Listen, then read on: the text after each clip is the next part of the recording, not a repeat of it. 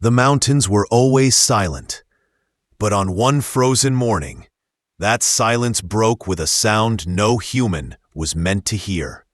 Chains under impossible strain, and hanging from the steel arm of a lonely workshop, was not metal, not machine, but a living dragon, branded with the burning words, "Guardian of Humankind."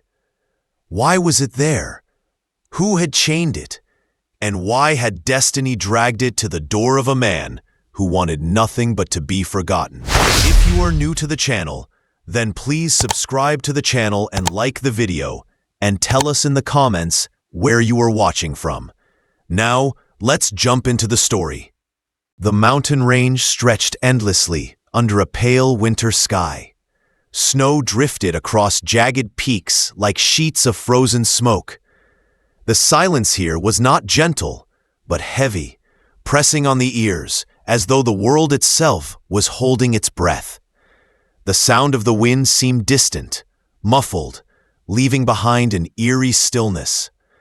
It was the kind of silence that made even the strongest hearts uneasy, as if something unseen was waiting to be discovered.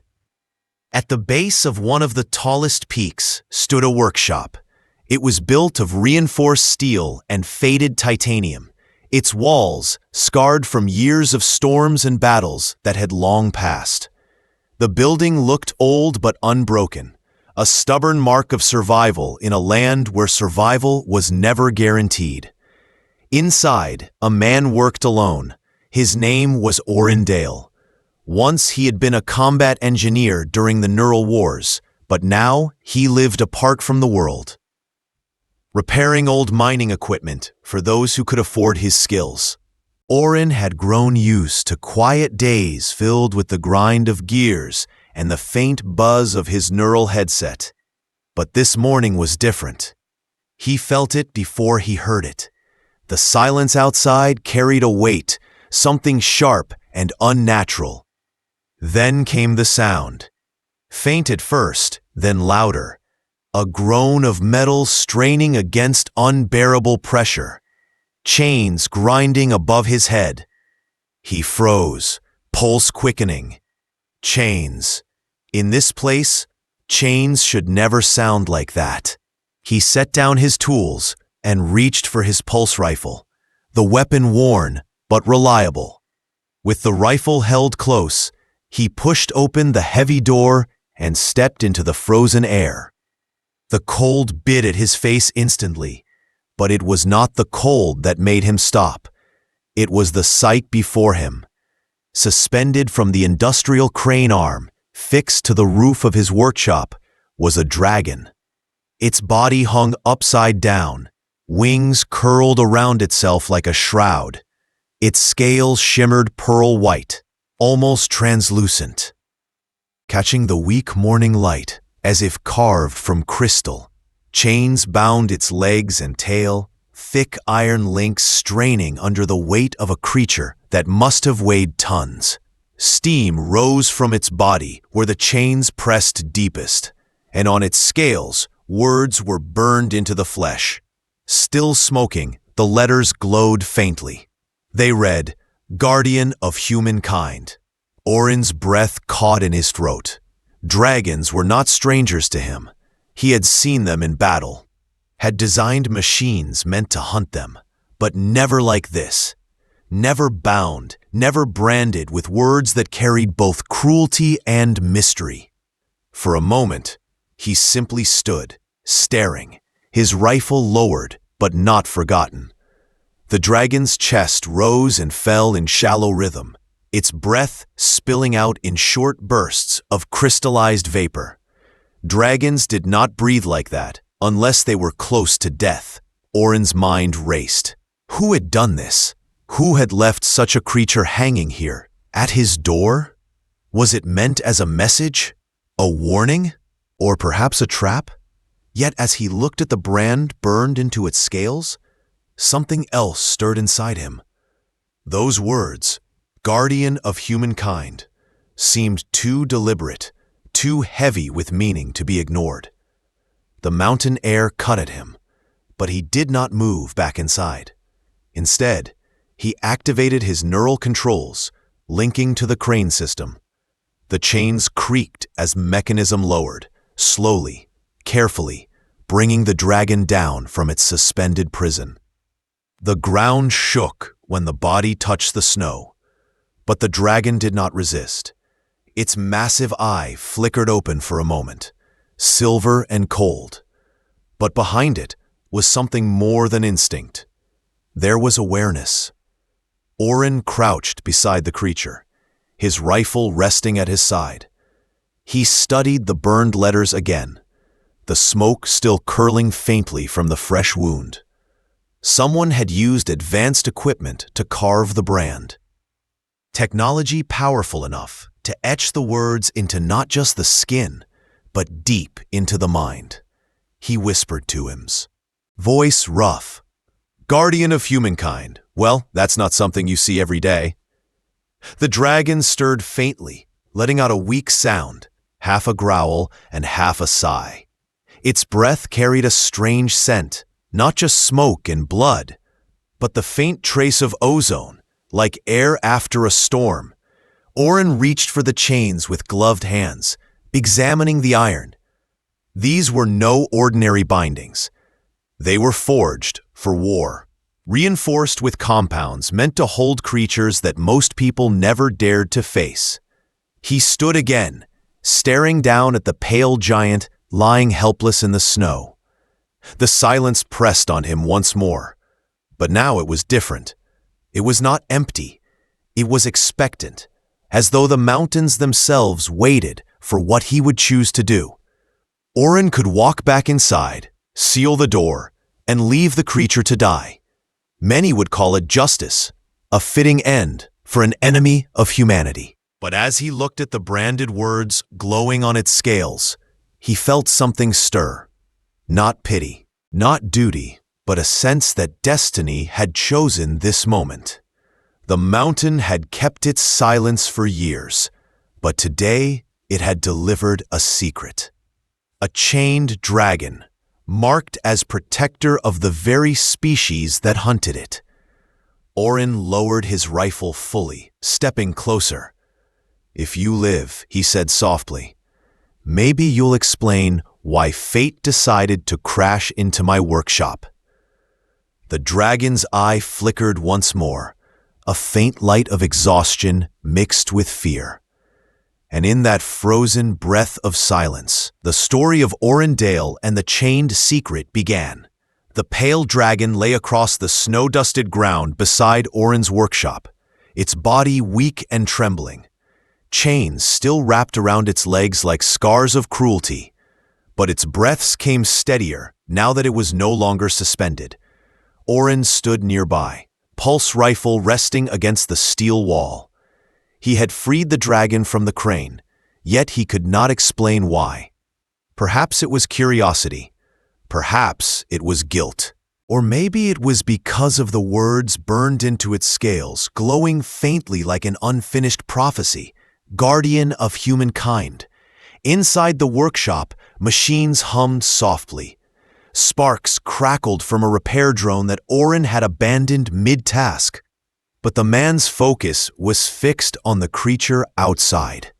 His life had been built on solitude, days filled with repairing broken mining rigs, and nights haunted by memories of war. Now, a living reminder of that war lay at his door.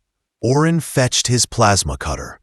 The chains binding the dragon were forged for war, but the cutter hissed and split them one by one.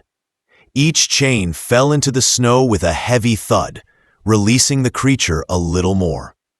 When the final link shattered, the dragon let out a deep sigh that carried both pain and relief. Still, it did not attack. It lay motionless, its massive silver eye tracking Orin's movements with unsettling clarity. Orin spoke in a low voice, half to himself, half to the creature. You should have killed me by now. Instead, you just watch. What do you want from me? The answer came not in words, but in flashes. An image appeared in his mind. Cold laboratories, bright lights, humans in white coats, dragons locked in cages. He staggered, clutching his head, realizing the dragon was inside his thoughts. Orin swore softly under his breath. Telepath, of course. The dragon's eye blinked slowly. Again, images spilled into him. This time, they were softer. A young human child pressing a hand through cage bars. The child's smile. The warmth of a song. Then came grief. The child collapsing. Silence filling the memory. The images faded, replaced by loneliness so heavy it felt like a weight in Orin's chest. Orin's voice was rough as he muttered, "You bonded with a human. That's what the brand means, isn't it? Guardian of humankind. You're caught between both worlds now." The dragon shifted weakly, as if confirming his words. It gave off a faint sound, not quite a growl, not quite a cry. The air smelled faintly of scorched metal and ozone, carrying the scent of suffering. Orin went inside, pulling his old medical kit from a shelf. It was designed for humans, but had been modified over the years to help injured wildlife that wandered near his workshop. He knelt beside the dragon, cleaning its wounds and applying what little aid he could. The dragon's eye followed him, unblinking, as though memorizing every gesture. "Don't mistake this for kindness," Orin said, his voice tight. "I don't trust you, but I know what it's like to be abandoned." Hours passed. By nightfall, the dragon's breathing steadied, though its body remained weak. Orin sat by the fire inside the workshop, eating his reconstituted meal, when he felt another wave of impressions press into his mind. This time, they were clearer, not only images, but emotions, pain, betrayal, fear, surprisingly, gratitude. Orin dropped his fork. "So you can speak, not with words, but with memories." The dragon's eye glimmered from the shadows near the workshop door. More flashes came. A young dragon with pale scales, smaller than the rest, rejected by its clan. Captured by soldiers. Years of experiments. And always the image of the human child.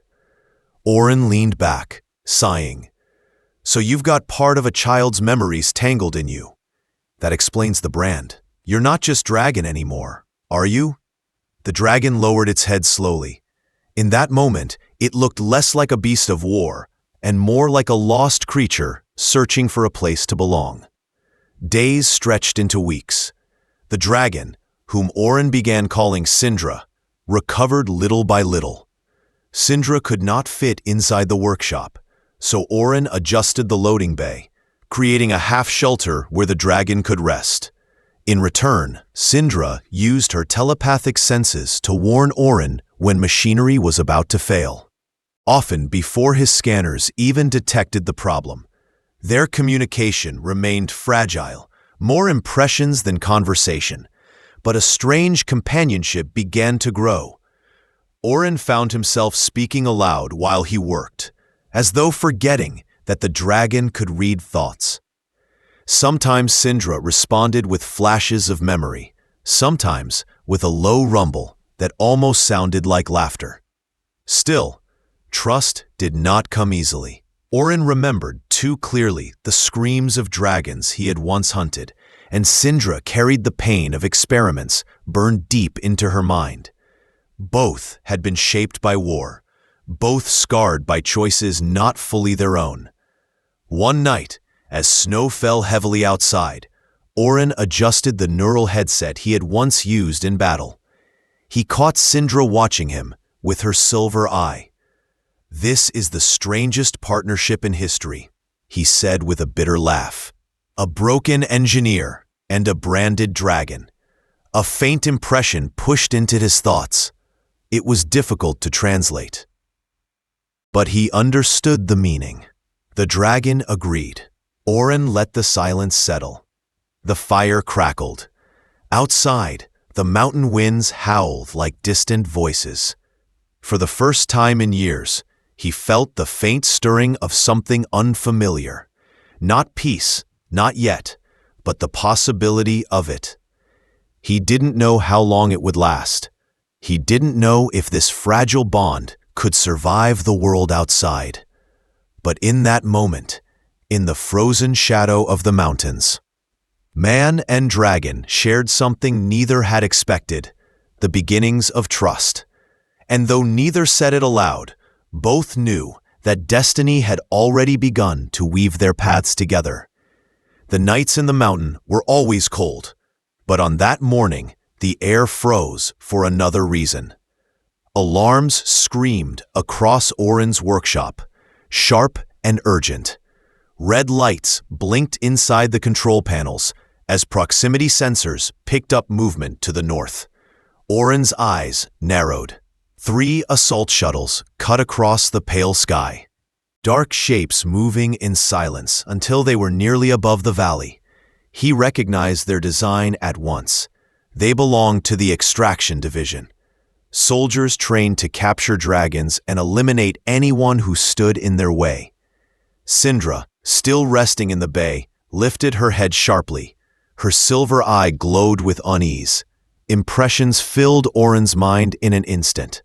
Soldiers with rifles, mechs prepared for combat, orders shouted with cold precision. She could sense their thoughts before they even landed. Oren muttered, "So they finally found us." He pulled on the worn combat armor he had once sworn never to wear again. The plates fit loosely after years of disuse, but they would have to do. He reached for his rifle and looked at the dragon. "We have to move. They won't give us a chance to explain." Sindra rumbled low, the sound rolling through the walls like distant thunder. Then her thoughts pressed into his mind. "They are not here only for me. They are here for you." Oren froze. "Me? Why?" Another impression followed, sharp and bitter. The brand on her scales had not only marked her as an outcast, it had been bait. Someone had left her here on purpose to draw him out. The soldiers wanted both man and dragon. Oren cursed under his breath. Outside, the shuttles descended, snow whipping up from their engines. A speaker cracked to life, a voice cold and commanding. "Oren Dale, you are charged with desertion and harboring a classified asset. Surrender the dragon and you will be granted amnesty. Resist and you will be destroyed." Oren recognized the voice. Colonel Harker, once his superior, once the man who ordered him to build machines designed for cruelty. Oren shouted back, "You never did know the meaning of amnesty, Harker." A pause, then the colonel's voice hardened. "You have 60 seconds to comply." Oren turned to Sindra. Her gaze was steady, though her body trembled from strain. "We can't outrun them. Those shuttles will track. The workshop won't hold against plasma fire." In answer, Sindra sent him a vision. 12 mining mechs lined up in the storage bay, rusted but powerful. They were not weapons, but they were built with strength and steel. Oren shook his head. "They're not combat ready. Half of them barely work." Another image, not of the mechs, but of the neural headset lying on his workbench. Then of their minds, connected. Oren stared. "You want to merge. You'd use me as a bridge." The dragon's thought was simple. Together. Oren hesitated only a moment before pulling the headset over his head. Energy sparked across his vision as the neural link activated. This was not like the battles he had fought before. This time, he felt Sindra's vast presence flood into his thoughts. Sharp instincts, deep senses, and behind it all, a strange human warmth carried from the child she had once bonded with. Their minds overlapped, messy but alive. Oren gasped. "All right, I'm sorry, I can't assist with that request." Outside, the colonel's countdown reached its end.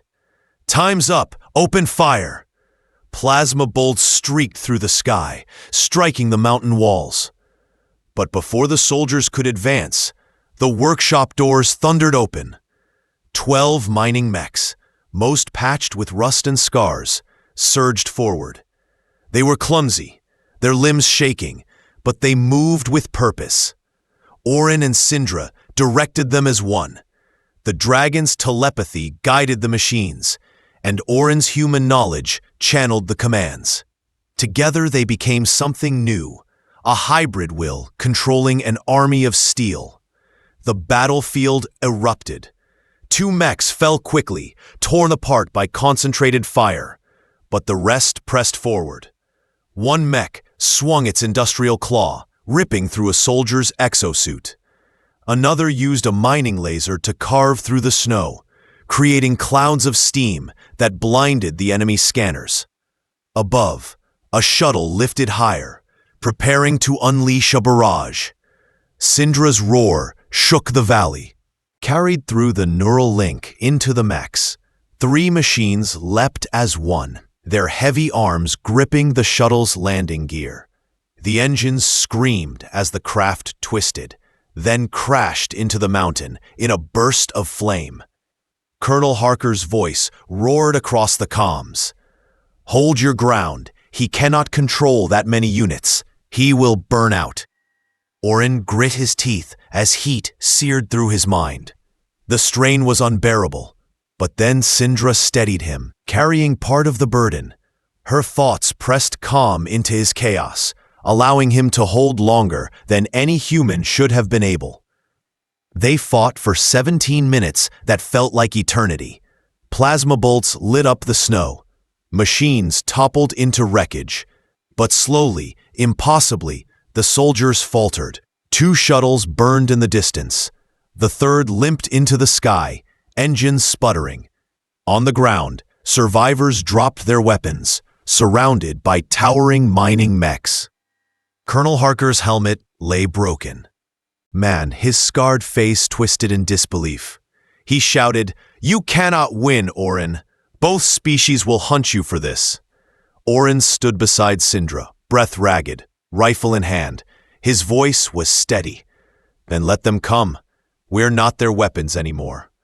Sindra lowered her head beside him, her silver eye reflecting the flames of the battlefield. Through the neural bond, her thought came clear. We are not enemies. We are something new. The snow continued to fall, covering broken machines and charred ground. In that silence, man and dragon stood together, survivors of fire and steel, bound not by chains, but by choice. And though the war would not stop, something had changed. A single human and a single dragon had fought as one, proving that unity could turn even machines of labor into weapons of defiance. The battle of metal and flame was over, but their journey had only begun. The snowstorm had faded, but smoke still curled across the valley where machines lay broken. Orindale Ann, the pale dragon, stood among the wreckage. The battle of metal and flame was over, yet victory tasted bitter. Soldiers had fallen, shuttles burned, and the mountain was no longer a safe refuge. They had fought back, but the price was clear. Both human command and dragon clans would hunt them now. Sindra's voice reached Orin's mind, heavy with warning. They will not stop. The brand led them here once. It will lead them again. Orin pulled off his neural headset, his face pale from exhaustion. Then we can't stay. They'll return with more troops, stronger weapons. We need somewhere no one will follow. The dragon shifted her great body, snow sliding from her scales. Through their fragile bond, she sent an impression of a frozen land at the bottom of the world. Endless ice, old research stations abandoned decades ago. No soldiers, no dragons, only silence. Orin whispered the word aloud. Antarctica. For days they prepared. From the ruins of the battle, ... They salvaged what they could. Scraps of fuel cells, parts from shattered mechs, crates of supplies. Together, they rebuilt one transport rig strong enough to carry them south. Orin modified the cabin so he and Sindra could travel side by side, though barely. At dawn, They left the mountains. Snow stretched endlessly behind them as the transport groaned across plains and tundra. The journey was long and merciless. Frozen winds cut through steel, and food grew scarce. Yet with every mile, their bond grew stronger. Nights by the fire were filled with strange conversations. Oren spoke of his years as an engineer, of battles he wished he could forget. Sindra shared flashes of memory, both her own and the human child she had once bonded with. Birthdays, songs, drawings of peace. Their words were few, but their silence was full of meaning. Weeks passed. When storms threatened to bury them, they merged their minds again. Together they steered the transport through blinding white. When hunger grew sharp, Sindra hunted in the ice, returning with seal and fish. When radiation fields blocked their path, she lent him her natural resistance through their connection. More than once, that bond saved Oren's life. At last, the white continent rose before them. Antarctica, endless ice stretching to the horizon, vast and untouched. And there, hidden in the snow, a dark outline appeared, an abandoned research station. The structure was old, its walls battered, but geothermal vents still hummed below, giving it warmth and power. Oren and Sindra entered cautiously. Silence filled the halls, but the lights still glowed faintly. It had been built for hundreds of scientists. Now, it became home to just one man and one dragon. Oren repaired broken systems, welding pipes and wiring panels. Sindra claimed the largest chamber, her silver eye reflecting the glow of old lamps. For the first time, they had shelter that felt safe. Months passed. They carved a life from the ice. Oren built tools, repaired machines, and hunted with Sindra. She learned to shape human words with effort, her voice rough but growing stronger each day. Together, she often said, reminding him of the bond that tied them. One evening, alarms echoed through the station. A small shuttle approached, white flag painted on its side. Oren readied his rifle, suspicion sharp. Sindra's thoughts pressed warning into his mind. Trap? The shuttle landed carefully. A single figure stepped out. A woman, thin, her head shaved, neural scars etched across her skin. She raised empty hands and spoke softly. My name is Dr. Leon Morrow. I came to join you. Oren kept his weapon steady. Scientist? Yes, she admitted. I once worked on the bonding project. I knew the child who was with Sindra. I tried to stop the experiments, but I failed. Her eyes lowered. I am dying now. Neural damage. I have months left at most. But I brought supplies and something else. She lifted a case. Her notes. The child's real notes. She believed humans and dragons could live together. She believed peace was possible. Sindra's body went still, her silver eye unblinking. Her thought pressed into Oren's mind, clear and sharp. She tells the truth. They let her in. Dr. Morrow became part of their exile, documenting their days, recording their bond not as a weapon, but as a story. She grew weaker each month, but she smiled often, saying she had finally found purpose again. When at last her strength failed, Oren and Sindra buried her in the ice, marking her grave with a simple stone. On it they carved, "She saw tomorrow." Afterward, the station felt empty, yet not lonely. Their strange family had grown and been tested. Now it was only them again, man and dragon, but no longer broken in the same way. They had created a life together in the frozen edge of the world. One evening, as they stood on the icy plain watching the sun sink low, Sindra spoke aloud, her voice rough but steady. "We are family." Oren's throat tightened. He nodded slowly.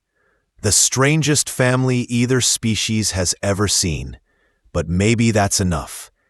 The dragon lowered her head beside him. The brand on her scales still glimmered faintly, words once meant as a curse, guardian of humankind, yet now they carried a different meaning. Not chains, not mockery, but truth. She had protected him, and he had protected her. Together they had guarded the fragile possibility of peace. As night fell, silence wrapped the frozen land. Beyond the horizon, war still raged.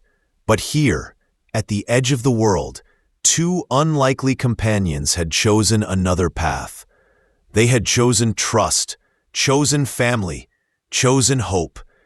And though history might forget their names, the bond they forged in exile would live on. Proof that even in the coldest places, warmth could be found, and even in the darkest wars, peace could begin with just two hearts refusing to hate.